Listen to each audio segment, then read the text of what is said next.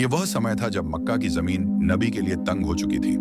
मक्के के लोग आपको झुठलाते थे, मजाक उड़ाते थे और हर रास्ते में रुकावट बनते थे।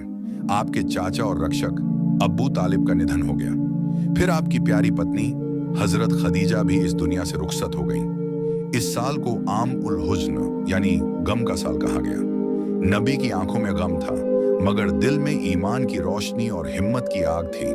आपने सोचा, अगर मक्का वाले नहीं मानते, शायद ताइफ वाले सुन लें। सफर ए ताइफ, मक्का से ताइफ तक का सफर लगभग 60 मील का था। नबी अपने आजाद किए हुए गुलाम जैद बिन हारिसा के साथ निकले। रास्ता कठिन और गर्म था, मगर दिल में उम्मीद थी। जब आप ताइफ पहुंचे तो वहां के सरदार अब्द यालील, मसूद और हबीब बिन अम्र से मुलाकात की। आपने बहुत नरमी से कहा, मैं तुम्हारे पास अल्लाह का पैगाम लेकर आया हूं। अगर तुम ईमान ले आओ तो दुनिया और आखिरत दोनों में भलाई तुम्हारी होगी। लेकिन उन्होंने हंसते हुए कहा, क्या अल्लाह को तुम ही मिले थे नबी बनाने के लिए? कोई और नहीं था? किसी ने कहा, अगर तुम सच में नबी हो तो तुमसे बात करना गुनाह है, और अगर झूठे हो तो तुमसे बात करना बेकार है।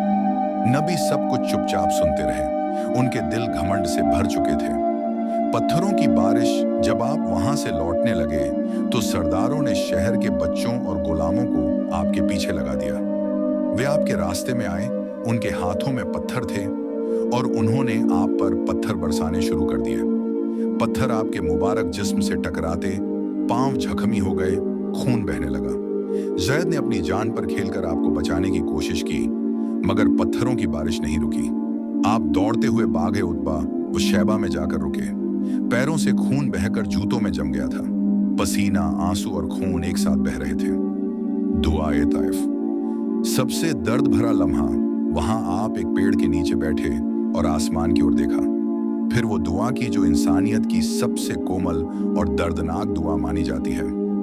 ऐ अल्लाह, मैं तेरे सामने अपनी कमजोरी, बेबसी और लोगों के सामने अपनी बेइज्जती की शिकायत करता हूं। तू सबसे ज्यादा रहम करने वाला है।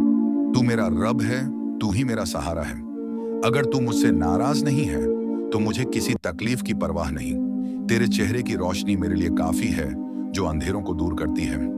इन लफ्जों नहीं, मैं यह नहीं चाहता। शायद उनकी आने वाली नस्लों में कोई ऐसा हो जो अल्लाह की इबादत करे और शिर्क ना करे। सुभान अल्लाह। ये वो लम्हा था जब पत्थरों से जख्मी नबी ने बद्दुआ नहीं बल्कि रहमत की दुआ दी। बाग में ईमान की किरण, जब आप बाग में बैठे थे तो उतबा और शैबा ने अपने नौकर अद्दास को अंगूर देने भेजा। अद्दास नैनवा, इराक का एक इलाका का रहने वाला था। जब नबी ने अंगूर लेते हुए बिस्मिल्लाह कहा तो अद्दास हैरान हुआ और बोला, यह लफ्ज तो यहाँ के लोग नहीं कहते। आपने पूछा, तू कहाँ का रहने वाला है? उसने कहा, नैनवा का। आप मुस्कुराए और बोले, वही नैनवा जहाँ अल्लाह के नबी यूनुस भेजे गए थे।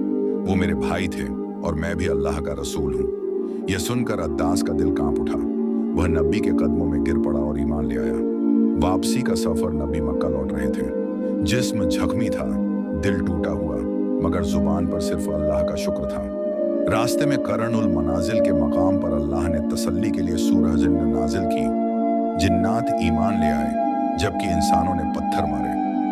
सबक और नसीहत वाक़या ए ताइफ और सिर्फ दर्द की कहानी नहीं बल्कि सब्र, रहमत और इंसानियत का सबक है। नबी ने दुनिया को यह सिखाया, अगर लोग तुम्हें पत्थर मारें तब भी तुम उन्हें दुआ दो। अगर वो तुम्हें ठुकराएं तब भी उनके लिए हिदायत मांगो। और आज वही ताइफ जहां कभी पत्थर बरसे थे, वहीं से अब अजान की आवाजें गूंजती हैं और लाखों दिलों में रहमतुल लिल आलमीन की मोहब्बत बसती है। यही है नबी की रहमत, सब्र और महानता का वो वाकया जो कयामत तक इंसानियत को रहम, सब्र और ईमान का सबक देता रहेगा। अगर आपको यह वीडियो पसंद आई हो तो लाइक और सब्सक्राइब जरूर करें, क्योंकि यह वीडियो आपके लिए बहुत फायदेमंद है, और हो सके तो इसे शेयर करें। शुक्रिया।